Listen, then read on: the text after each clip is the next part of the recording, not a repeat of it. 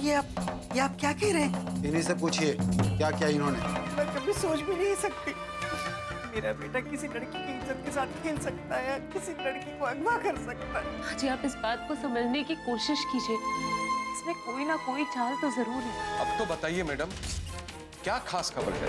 खबर ये है कि राजवीर ने एक लड़की को किडनैप किया है। मीडिया में क्या कुछ नहीं राजवीर के बारे में कहा जा रहा, और ये बदनामी राजवीर की नहीं, ये बदनामी तुम्हारी है, ये बदनामी मेरी है। हर बार साजिश का शिकार यही क्यों होता है? पिछली बार भी इसके हाथ से गोली का चलना ये किसी और की साजिश थी। ये खुद को अपराध के रास्ते पर डाल रहा है और राजनीति में आसमान में चमकने के सपने देखता है। लेकिन हमें इस बात का भरोसा नहीं है पापा जी कि वो किसी को किडनैप कर सकते हैं। भरोसा तो मुझे भी नहीं है, इसलिए मैं सोच रहा हूं कि इस वक्त जब हम तमाम मुश्किलों से जूझ रहे हैं, ये हमारे लिए एक और मुसीबत क्यों खड़ी कर रहा है?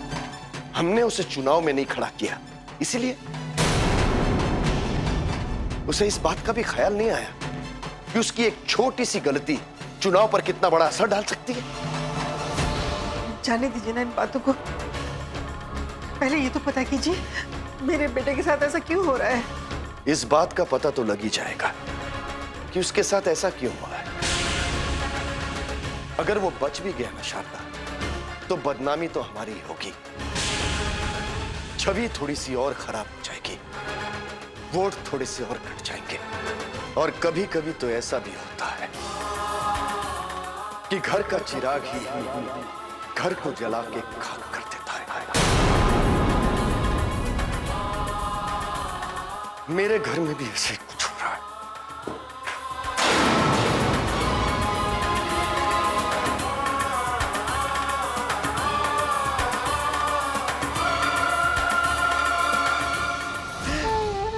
मैं करूं तो क्या करूं बहू, मुझे कोई रास्ता भी तो नजर नहीं आता है।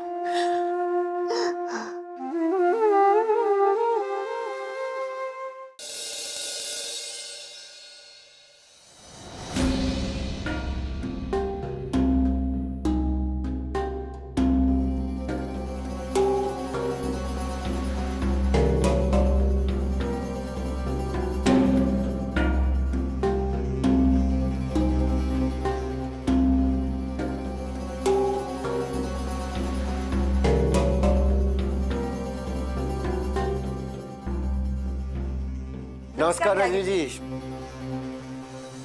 बैठिए। आप कब आई? बस थोड़ी ही देर हुई, ऑफिस में इस खबर का इंतजार कर रही थी। खबर मिली तो मैंने सोचा क्यों ना आपको धन्यवाद देने के साथ साथ मुबारकबाद भी दे दूं। अरे ठीक है, असली मुबारकबाद तो तब होगी जब आप इलेक्शन जीत जाएंगी। लेकिन आप कहाँ से आ रहे हैं? गृह मंत्री जी के पास गया था, बड़े परेशान बैठे थे बेचारे। मामला वित्त मंत्री के लौंडे का, अब उन्हें सूझ नहीं रहा कि क्या करना। मैं पहुंच गया, मैंने कहा साहब ऐसा है, देखिए कानून से कोई ऊपर है नहीं, प्रदेश का लॉ एंड ऑर्डर कायम रहना चाहिए बस। कोई बुरा माने तो मान दे भाई, हमारी सेहत पे क्या असर पड़ रहा है। कमाल है त्यागी जी, आपसे उम्मीदें तो सबको हैं, लेकिन सबसे ज्यादा उम्मीदें मुझे आपसे हैं, क्योंकि मुझे लगता है कि आप बलदेव सिंह से बहुत आगे जाएंगे। चलिए छोड़िए उस बात को। क्या हुआ, आपकी इतनी बड़ी तैयारियां हुई रैली की, परमिशन क्यों नहीं मिली? हाँ, परमिशन तो नहीं मिली, लेकिन क्यों नहीं मिली ये तो आपको ही समझना होगा। पिछली बार जब शारदा देवी की रैली हुई थी तब तो बड़े आराम से परमिशन मिल गई थी, और अब जब मैं रैली करना चाहती हूँ तो शायद मुझे इसलिए परमिशन नहीं मिल रही क्योंकि मैं निर्दलीय हूँ, पावर में नहीं हूँ।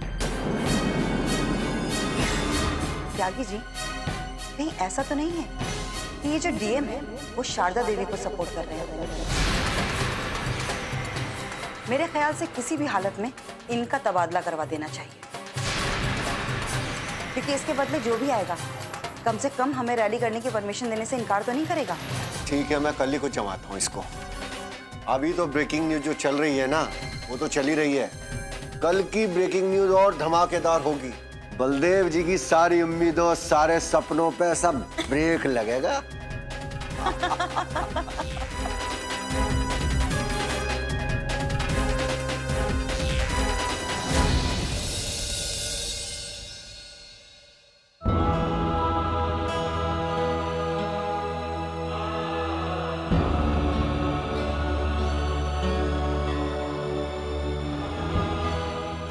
मेरे लिए किसी को इंतजार करने की जरूरत नहीं है। लोगों को जो कहना है वो कहते रहें। मैंने आज तक लोगों की परवाह नहीं की। मैंने जो ठीक समझा है वही किया है।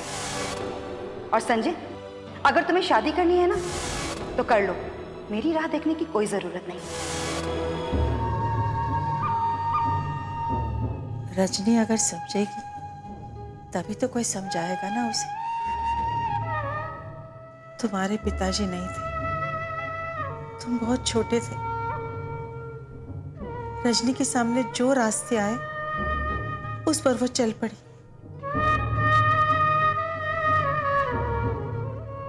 अपना फैसला लेने की तो जैसे उसने आदत ही बना ली थी। काश दीदी का एक भी फैसला सही होता माँ। बेटा, मुझे समझ में नहीं आता है कि उसका कौन सा फैसला सही है, कौन सा गलत है। वो तो आज भी अपने हर फैसलों को सही समझती है। बलदेव सिंह के पीछे चलते चलते बहुत कुछ बनने की उम्मीद में वो कुछ भी ना बन पाई।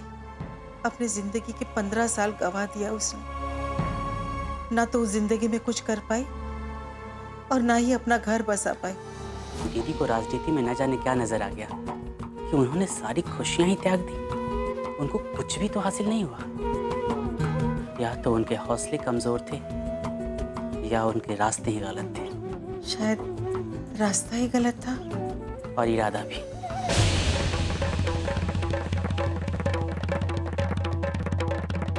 अगर जनसेवा उनका लक्ष्य होता तो कोई और बात होती माँ, लेकिन उनकी लड़ाई जनता की सेवा करने के लिए नहीं, उनकी खुद की लड़ाई थी।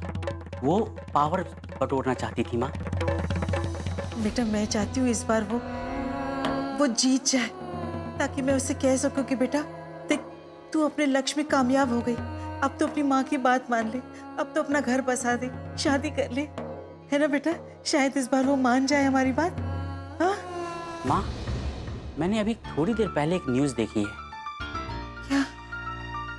शारदा देवी का बेटा किसी लड़की के किडनैप के जुर्म में गिरफ्तार हो गया है। जाहिर सी बात है, इससे शारदा देवी की बदनामी तो होगी और दीदी को इससे फायदा हो जाएगा। संभावनाएं तो इसी बात की बन रही है माँ, इस बार चुनाव में जीत दीदी की ही होगी।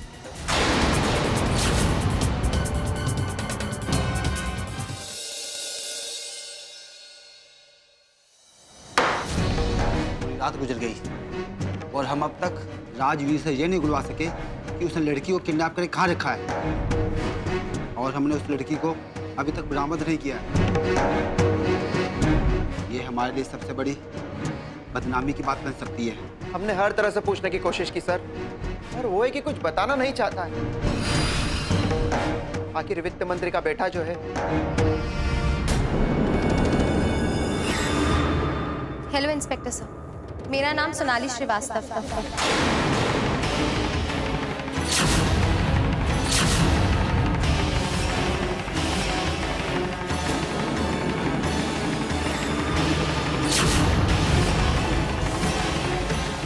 बैठिए बैठिए। वही सोनाली श्रीवास्तव जिसकी किडनैपिंग के केस में आपने राजवीर को गिरफ्तार कर लिया। आप लोग ऐसा कैसे? आप कहाँ से आ रही हैं आप? घर से। आज सुबह जब मैं सोकर उठी, मैंने टीवी पर ये न्यूज़ देखी कि मेरे किडनैपिंग के केस में आपने राजवीर को गिरफ्तार कर लिया, जो कि मेरा बहुत अच्छा दोस्त है। ये क्या कह रही हैं आप? आपका किडनैप नहीं हुआ? नहीं हुआ है। पर राजवीर मेरा अच्छा दोस्त है, वो मुझे क्यों किडनैप करेगा? कैसी अजीब बातें कर रहे हैं आप लोग। लेकिन आपकी वो सहेली दीपा सिन्हा, उसने आगे कंप्लेंट की थी कि आपका किडनैप हुआ है उसकी आंखों के सामने। देखिए इंस्पेक्टर साहब, कोई किडनैप नहीं हुआ है। इसे शायद धोखा हुआ होगा, कोई गलतफहमी हुई होगी। राजवीर मेरा बहुत अच्छा दोस्त है, हम आपस में हंसी मजाक कर रहे थे और उसने मुझे गाड़ी में बिठा लिया और मैं अक्सर उसकी गाड़ी से आते जाते रहती हूँ, वो मुझे ड्रॉप भी करता है। क्या आपको विश्वास नहीं हो रहा? रुकिए, मैं आपको अभी तस्वीरें दिखाऊंगी। ये देखिए।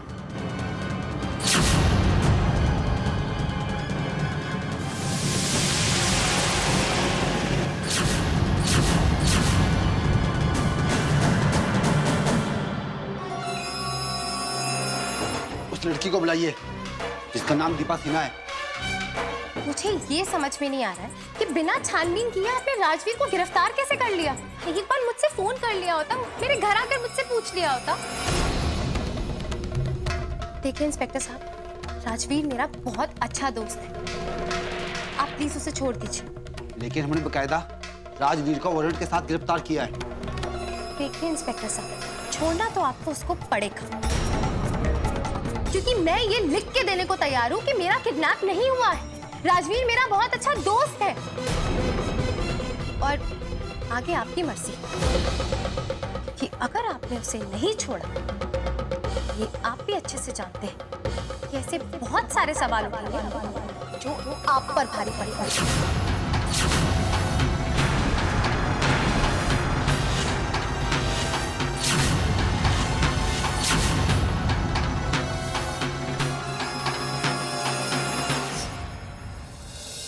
वाह, कमाल की बात है, अच्छा है। ये खबर वाकई जनता को चौंका देने वाली खबर है।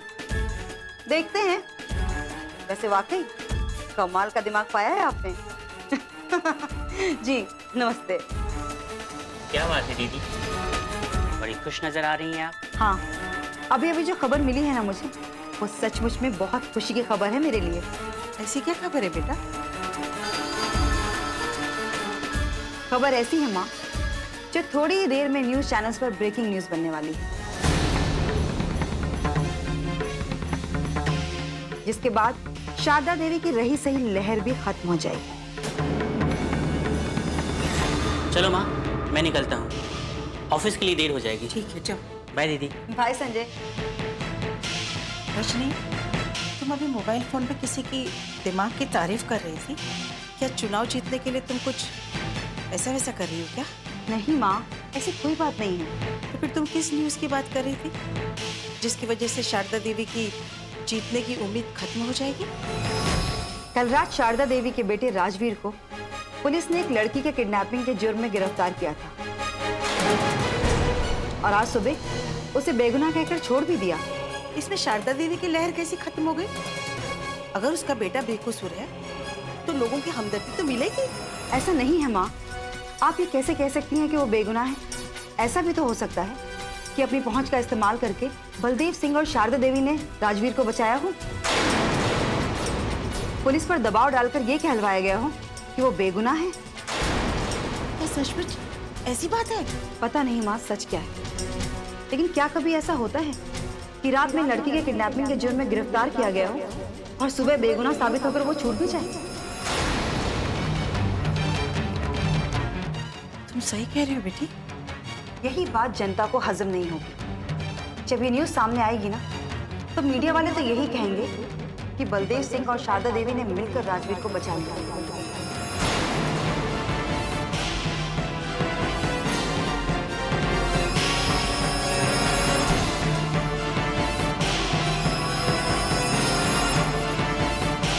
आपकी ये बात मैं भी नहीं मान सकता कि आप नहीं समझ पा रहे। ये बात मान सकता हूँ कि आप समझना नहीं चाहते। जिंदगी एक भंवर है। इस वक्त की बड़ी खबर, ये वो खबर जिसका इंतजार था राजनीति के गलियारों में, जिसकी चर्चा थी और वही बात सामने आई। इस वक्त की बड़ी खबर ये है कि एक लड़की के किडनैप के जुर्म में वित्त मंत्री बलदेव सिंह के बेटे राजवीर सिंह को पुलिस ने गिरफ्तार कर लिया।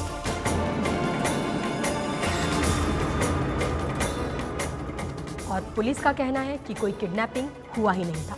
जिस लड़की के किडनैपिंग की बात सामने आई है, उस लड़की ने खुद पुलिस स्टेशन में आकर ये बयान दिया है कि उसका किडनैप हुआ ही नहीं था।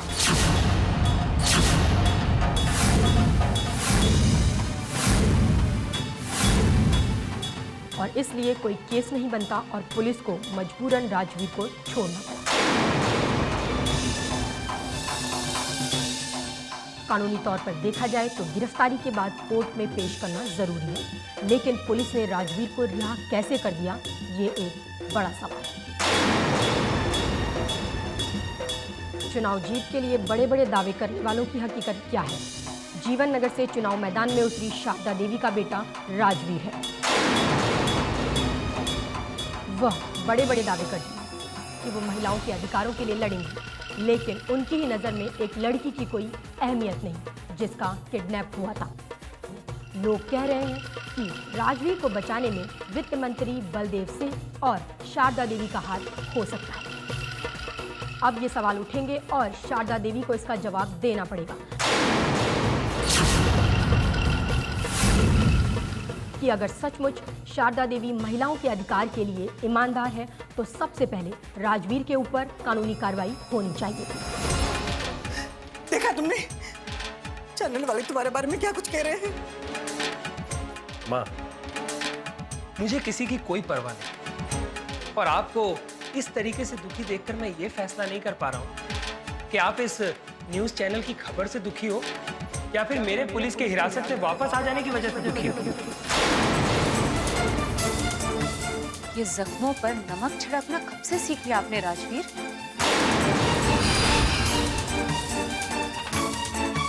आप रिहा होकर आए, इससे हम सबको खुशी है, लेकिन ये जो सवाल उठ रहे हैं, इन सब का जवाब कौन देगा? जिसे लगता है कि जवाब देना चाहिए वो जवाब दे।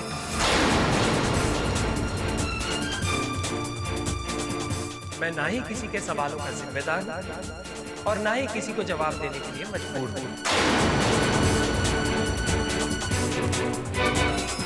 समझ गई ना?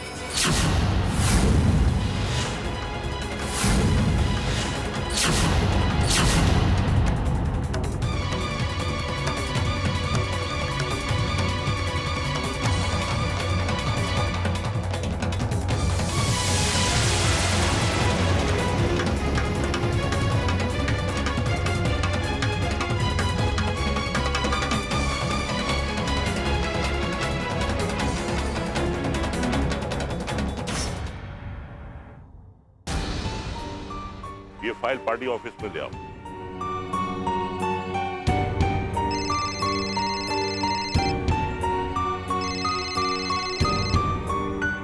प्रणाम गुरुजी। खुश रहो। कैसे हैं आप? मैं तो बिल्कुल अच्छा हूँ, और ये भी जानता हूँ कि आज आपने मुझे फोन किस लिए किया है। पार्टी की अंतर्कलह जनता की चर्चा का विषय बन चुकी है। निस्संदेह पार्टी के लिए यह बहुत घातक है। इस पार्टी से मेरा आत्मिक संबंध है, इसलिए पार्टी की यह स्थिति मेरे लिए बहुत कष्टप्रद है, इसलिए फोन किया था। अरे गुरुजी, आप तो मुझे कभी भी फोन कर सकते हैं। आचार्य जी, आजकल चुनाव जीतने के लिए जो हथकंडे आजमाए जा रहे हैं वो देखकर मैं बहुत आहत हूं। आपकी असहाय स्थिति कम दुखदायक नहीं है। हाँ गुरुजी, ये बात तो मैं खुद भी समझ पा रहा हूँ, लेकिन मैं करूं तो आखिर क्या करूं? आपकी ये बात मैं भी नहीं मान सकता कि आप नहीं समझ पा रहे। ये बात मान सकता हूं कि आप समझना नहीं चाहते।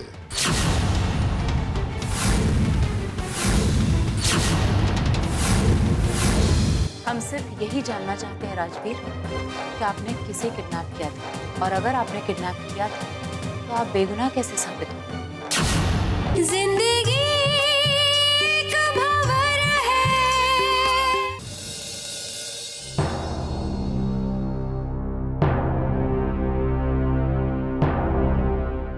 आखिर आपने माँ जी के ऊपर कलंक का एक और दाग लगा ही दिया। मैंने कौन सा कलंक का दाग लगा दिया? पुलिस मुझे श्री श्री बलदेव सिंह के घर से अरेस्ट करके ले जाती है और कोई कुछ नहीं कर पाता है। पापा को सब कुछ मालूम है, लेकिन फिर भी वो खामोश रहते हैं। और अब जबकि मैं बेगुनाह साबित होने के बाद छूट कर आ गया हूं, तो तुम मुझ पर ही इल्जाम लगा रही हो कि मैंने माँ के नाम पर दाग लगाया है? हाँ, दाग लगाया है आपने। सुना नहीं मीडिया में क्या खबरें आ रही हैं? वो ये नहीं कह रहे कि आप बेगुनाह थे इसलिए पुलिस ने आपको छोड़ दिया, बल्कि वो ये कह रहे हैं कि आपको बलदेव सिंह और शारदा देवी ने बचाया है। और अब ये बात जनता तक पहुंचेगी। क्या आप जानते हैं कि इस बात का जनता पर क्या असर होगा? तो तुम क्या चाहती हो कि बेगुनाह होने के बावजूद भी मैं लॉकअप में बैठा रहूं? हाँ, पापा और माँ यही चाहते। क्या है ना, अगर मैं लॉकअप में बैठा रहता तो पापा एक बड़ी सी प्रेस कॉन्फ्रेंस बुलाते और फिर मीडिया को बताते कि देखो मेरा बेटा गुनहगार है इसलिए लॉकअप में बैठा हुआ, और इससे उनका वोट काउंट थोड़ा और बढ़ जाता। कितना गलत सोचते हैं आप राजवीर। अरे इसीलिए तो मुझे छुड़ाने की कोशिश ही नहीं की गई, और मेरे वापस आने पर मेरी माँ कितनी खुश थी ये तो मैं अभी अभी देख कर आ रहा हूँ। वैसे क्या लगता है तुम्हें, माँ नहीं रही ना? नहीं, मेरे कहने का मतलब है कि अगर वो माँ होती तो मेरे वापस आने पर दुनिया की सारी बातें भूलकर मुझे गले से लगा लेती और कहती कि बेटा तू कैसा है। लेकिन उन्हें तो देख के लग रहा था जैसे उन्हें कोई गहरा सदमा पहुंचा। हाँ राजवीर, सदमा तो लगेगा ही। मीडिया की ऐसी बातें सुनकर तो सदमा ही लगेगा ना। और ऊपर से आपकी हंसी, वो भी सदमा देने से कुछ कम नहीं थी। अरे तो मेरी रिहाई पे अगर कोई खुश नहीं होगा तो क्या मैं भी खुश ना हूँ? हम सिर्फ यही जानना चाहते हैं राजवीर कि आपने किसे किडनैप किया था, और अगर आपने किडनैप किया था तो आप बेगुनाह कैसे साबित हो? अरे ये सब तुम नहीं समझोगे। हम समझना चाहते हैं राजवीर, और सिर्फ हम ही नहीं बल्कि सब यही जानना चाहेंगे कि अगर आप बेगुनाह थे तो पुलिस ने आपको छोड़ क्यों दिया, और अगर पुलिस आपको इस घर से गिरफ्तार करके ले गई थी तो फिर आप बेगुनाह कैसे साबित हो गए?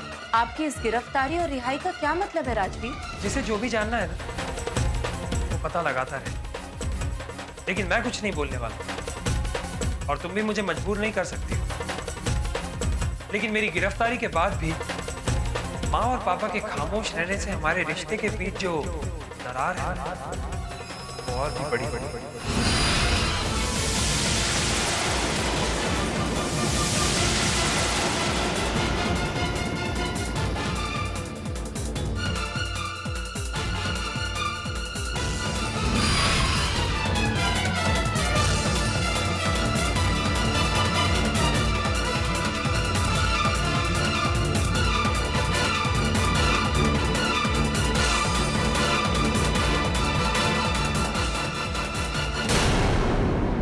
मुझे अधिकार समझा रही हो तुम अपने आप को इस घर की बहू समझती हो ना? तुम्हारे लिए वही ठीक है। मेरी जिंदगी में दखल देने की जरूरत नहीं है, ठीक है?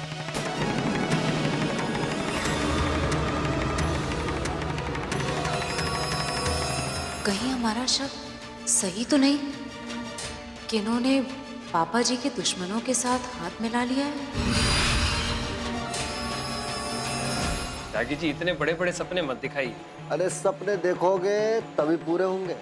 भाई आपने हमारी बात मान के जो हमारे ऊपर एहसान किया है, इस बात से मुख्यमंत्री जी बहुत खुश हैं। पहली सीट खाली होते टिकट वहीं से आपको दे देंगे।